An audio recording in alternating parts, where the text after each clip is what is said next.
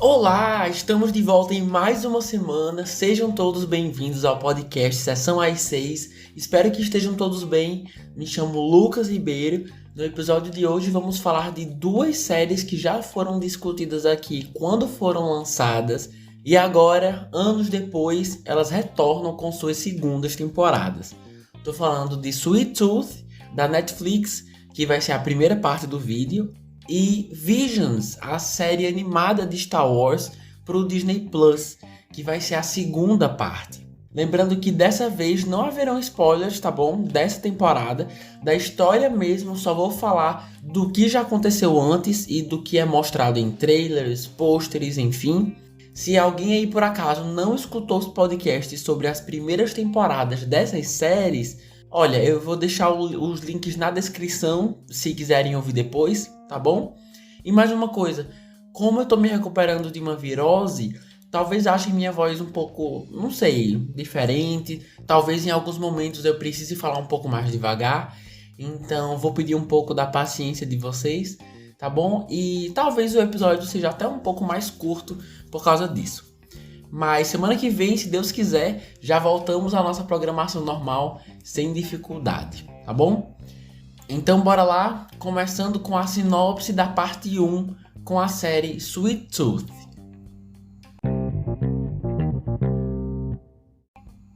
Aprisionado pelos últimos homens, um menino cervo chamado Gus decide ajudar seus amigos híbridos a fugir antes que seja tarde demais. É criada por Jim Mickle para Netflix, mas é baseada na história em quadrinhos de mesmo nome do autor Jeff Lemire. Pessoal, por mais que eu tenha adorado a primeira temporada, ela lançou em 2021. Quando saiu essa segunda, eu não estava lembrando de quase nada. 2 anos se passaram, né? Muita coisa aconteceu. E um intervalo grande assim, é muito difícil lembrar com detalhes de tudo. Ainda bem que sempre tem algum vídeo no YouTube fazendo recapitulação das séries, né? Foi graças a um desses aí que eu consegui conferir a nova temporada tranquilo. E ainda bem que fiz isso porque ela começa imediatamente depois dos acontecimentos do primeiro. Então, para quem começar agora do zero, vai ser muito beneficiado. Porque toda hora eles relembram coisas da primeira temporada. Porque pra gente se passaram 2 anos, mas pros personagens acabou de acontecer, né? Aconteceu agora há pouco. Sobre a narrativa, ainda é bem coerente com o que vimos em 2021, né? Uma história dividida em arcos e núcleos, com diferentes personagens em cada um. Aqui no caso, como o Gus e os filhos da Amy terminaram todos presos no zoológico, acabamos passando bastante tempo lá. Já a própria Amy e o Shepard têm a missão de invadir o local e resgatar todo mundo, né? Como eles falaram bem no finalzinho da temporada passada. Enquanto aquele doutor Aditya tenta correr contra o tempo para tentar salvar sua esposa, infectada pelo vírus conhecido como flagelo. E uma coisa bem legal é que, enquanto a temporada passada cada um estava no seu canto, na sua bolha, e a gente tendo que esperar para ver de que forma essas histórias todas iam se conectar, aqui os objetivos de todo mundo estão bem mais entrelaçados. Então tudo faz mais sentido. Eu diria que o arco que achei mais interessante de acompanhar no geral, a maioria gostei de quase todos. Mas o melhor foi o do Dr. Aditya sendo pressionado para simplesmente achar a cura e salvar sua esposa Rani. Sem entrar muito em detalhes, né, para quem ainda não conferiu, mas vamos só dizer que eles meio que adaptaram uma parte dos quadrinhos do Quarteto Fantástico em que a sanidade do Reed Richards é bem colocada à prova. E ver essa narrativa sendo aplicada e de pouco em pouco sendo executada foi fascinante para mim. Não lembro a última vez que vi isso em live action, foi uma escolha bem interessante dos roteiristas. E detalhe que eu não tenho ideia do quão fiel tudo isso é aos quadrinhos do Sweet Tooth, porque eu nunca cheguei a ler. mas realmente foi uma escolha bem interessante para se dar a esse casal. Já o arco mais descartável, sem dúvidas, foi o da personagem Beck. Também sem dar spoilers, mas de todo mundo, ela é a que mais passa tempo isolada de tudo que está acontecendo. Pelo menos de tudo interessante que está acontecendo. O arco dela é muito devagar. Toda vez que ela aparecia, a mulher estava no mesmo lugar de antes. Chegava até a dar uma desanimada. Mas ainda consegue, assim, no final das contas, contribuir para o grupo e para a história principal. A gente só tem que trabalhar um pouco a paciência até chegar lá e também segurar a vontade de querer pular as partes dela.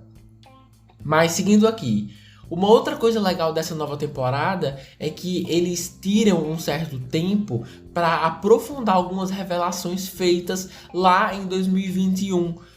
Ou então tentar se explicar sobre alguns temas que naturalmente deixaram o público ansioso, como por exemplo, de onde vieram os híbridos.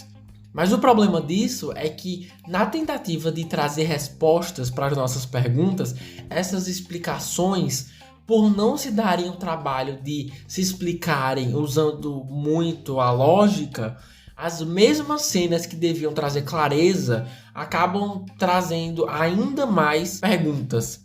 Gente, juro, vocês deviam ter visto a minha cara quando eles começaram a explicar da onde que o Gus veio.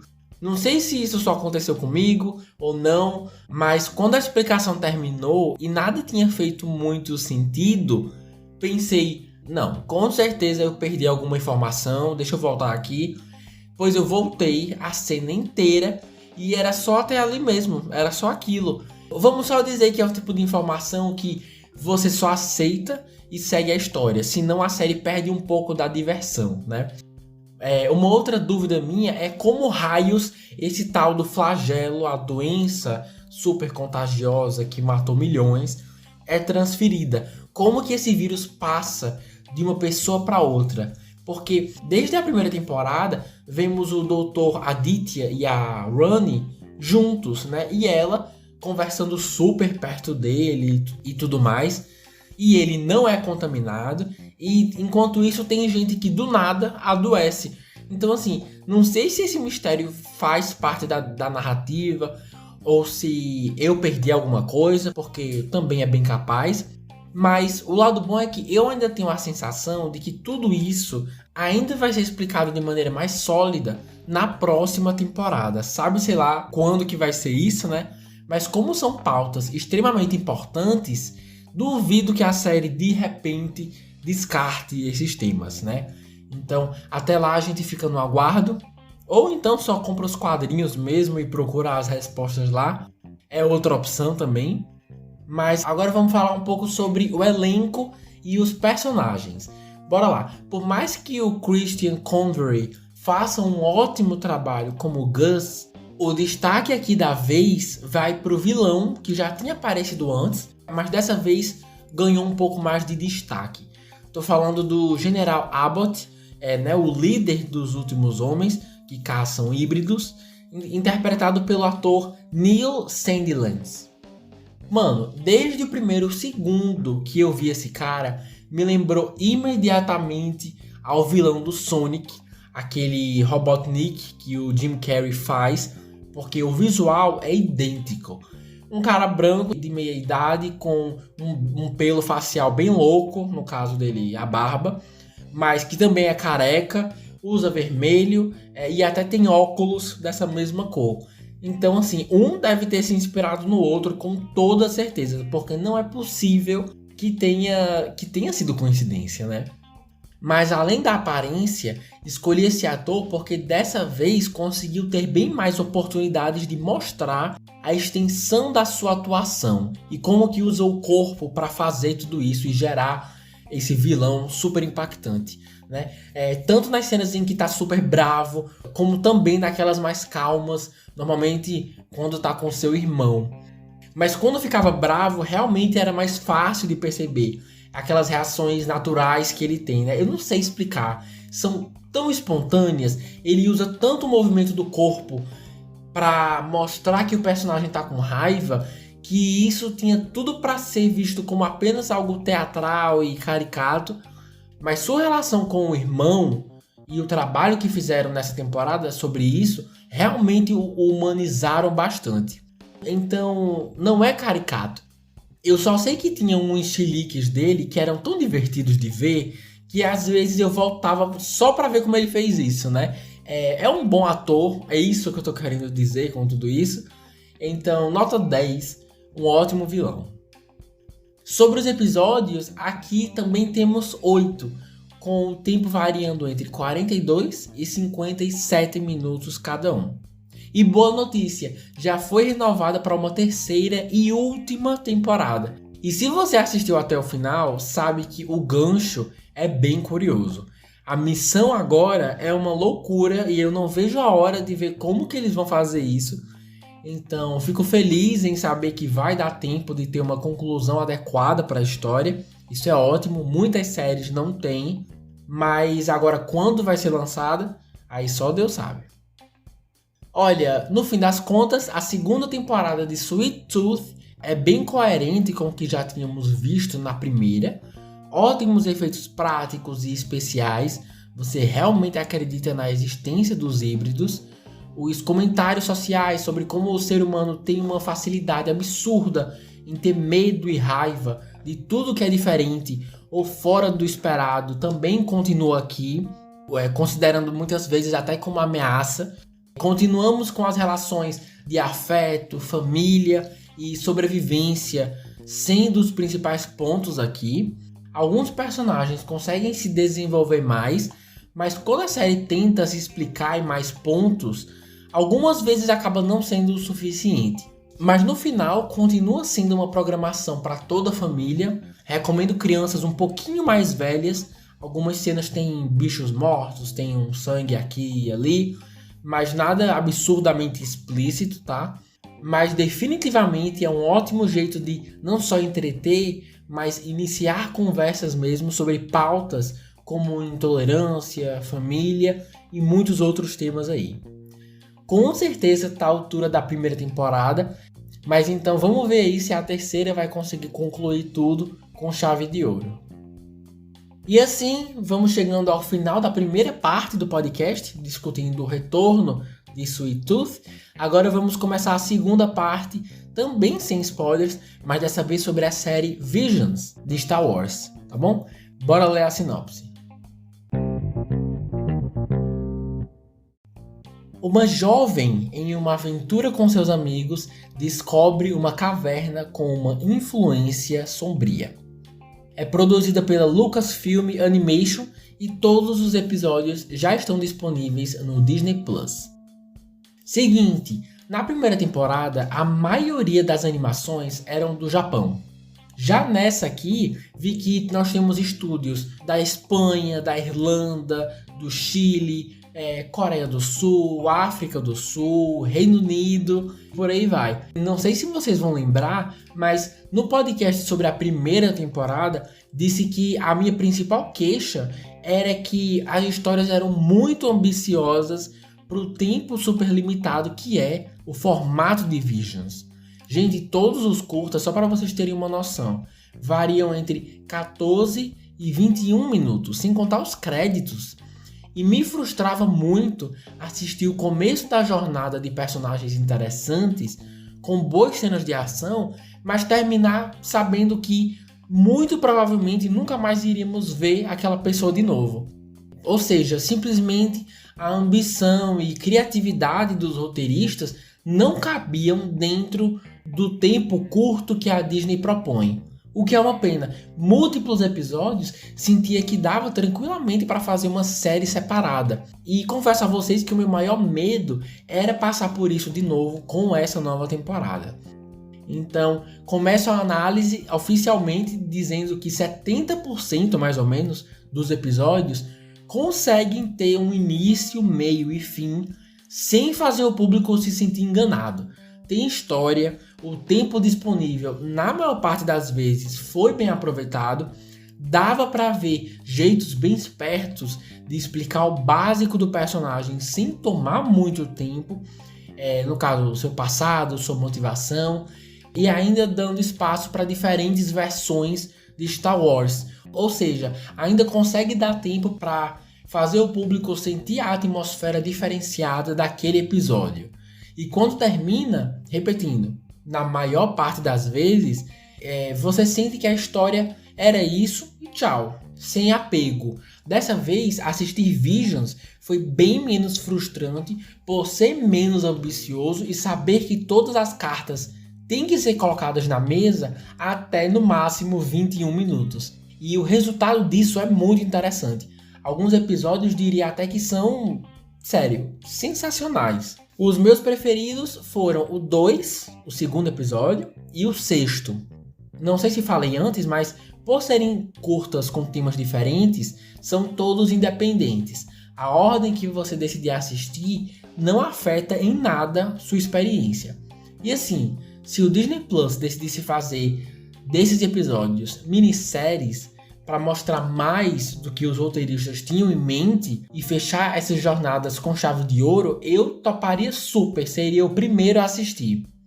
O episódio 2, pessoal, chamado Screechers Reach, é como se, preste atenção nisso, é como se Star Wars e Stranger Things tivessem um filho. E assim, ele é lindo demais. É muito bom. Eu realmente acho que se você gosta de Stranger Things, vai gostar desse curta. Por isso que escolhi a sinopse dele, inclusive, para falar no começo. Um grupo de crianças decide explorar uma caverna misteriosa com um suposto fantasma. E os jeitos como os sabres de luz são usados, a força, é visualmente belíssimo e inteligente. O final é meio para baixo, até achei ousado para os padrões da Disney, e terminei realmente querendo ver mais dessa mistura maravilhosa dessas duas franquias. Já o episódio 6, chamado A Dançarina Espiã, pela protagonista ter um vestido enorme e bem esvoaçante, tudo girou em torno disso, até as cenas de ação. Inclusive, assistindo as cenas de ação, me lembrei muito dos jeitos criativos em que a Rapunzel usava o seu cabelo para fugir e se defender no filme Enrolados. Aqui tem muito essa vibe. Mas assim, aquela reviravolta no final, quando terminou eu pensei, mano, eu preciso saber mais disso, sabe? Que palhaçada é essa que terminou antes da hora? Então, se pudesse escolher 2 curtas que poderiam ganhar minisséries para contar mais suas histórias, seriam esses. O episódio 2 e o 6. Mas alguns comentários aqui bem rápidos sobre os outros episódios que também me chamaram a atenção. As sequências de ação do episódio 5, chamado Jornada à Cabeça Sombria, são excelentes. Se vocês quiserem ver um bom episódio de luta, bem vibes Star Wars, provavelmente vocês estão procurando o episódio 5 da segunda temporada. Já o episódio 7, chamado Os Ladrões de Golak, ou Golak, não sei a pronúncia, mostra muito bem o mundo de Star Wars numa vibe mais indiana. Gostei muito disso, uniram bem a cultura, algumas cores, ao perfil de Star Wars. Pra mim, combinou super, e detalhe que eles vão muito além do que só colocar a personagem principal para fazer um sotaque indiano, tá bom? A atmosfera é meio diferente do que estamos acostumados, mas, como eu falei, eu gostei.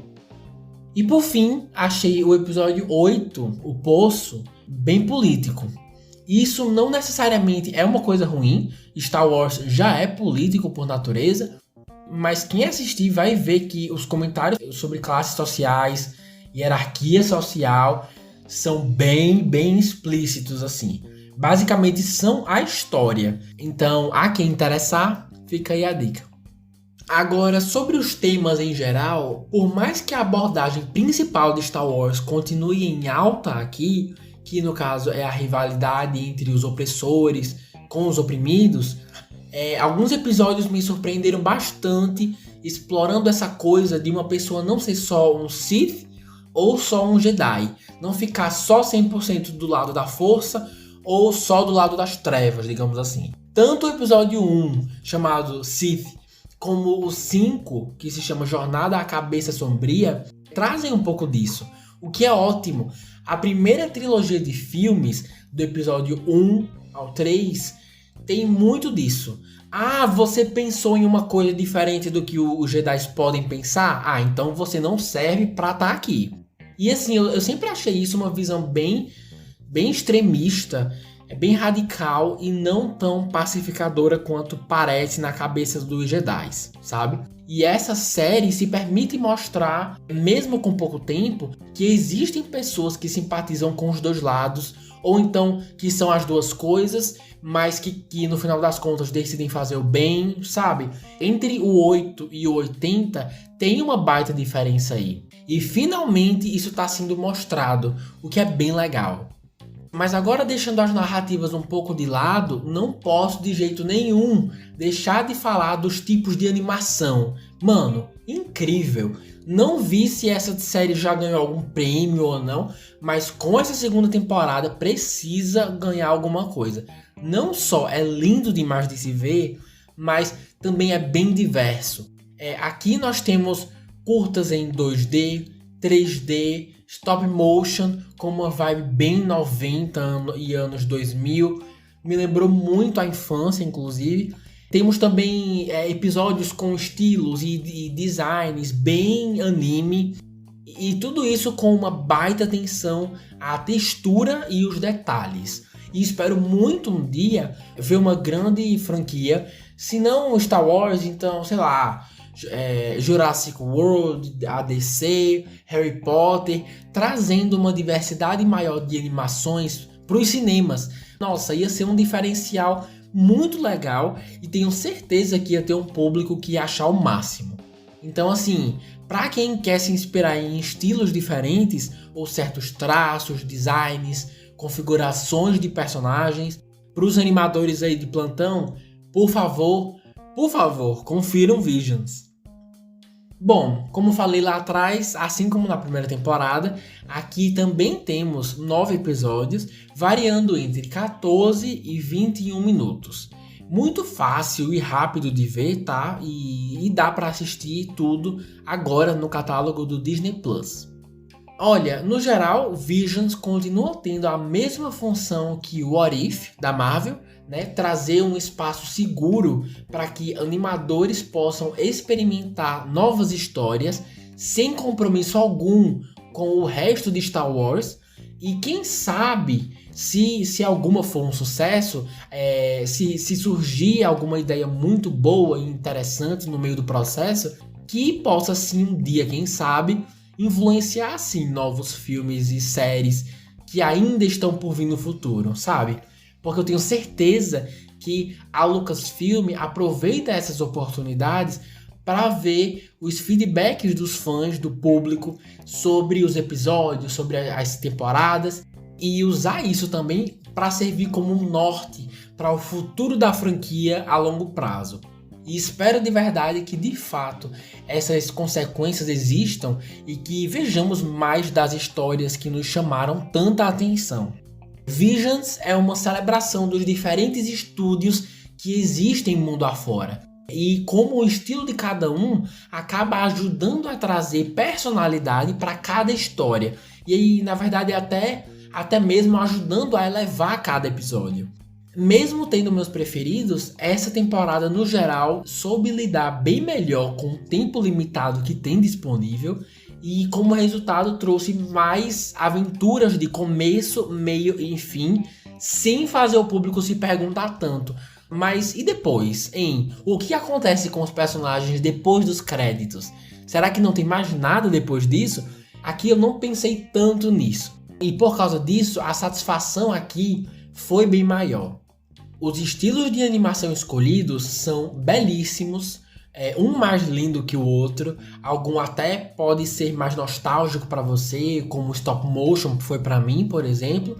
E mesmo algumas histórias sendo mais infantis e para o público mais jovem, a animação é tão boa que te prende e segura também os mais velhos. Então, recomendo para quem curte esse formato que eu falei, de histórias curtas, sem compromisso. Para os fãs de Star Wars também, claro. E para quem ama animação, até a parte mais técnica mesmo, essa série é um prato cheio para quem estuda animação ou então pretende estudar algum dia. Mas e aí? Já assistiram? Seus episódios favoritos são os mesmos que os meus ou não? Comentem suas impressões lá no Instagram, @sessãoas6, ou nos comentários do YouTube, também estamos por lá. Temos um e-mail também, para quem quiser entrar em contato, é podcastsessãoas6@gmail.com. E assim, vamos chegando ao final de mais um episódio. Espero que tenham gostado. Se sim, por favor, salva o Sessão às 6, se por acaso estiverem escutando em alguma plataforma de música. Para os que estão no YouTube, curtir, compartilhar e se inscrever também ajuda demais a manter esse projeto maravilhoso e expandir para mais pessoas. Se escutaram até aqui, muito obrigado, um beijo enorme e até sábado que vem. Tchau!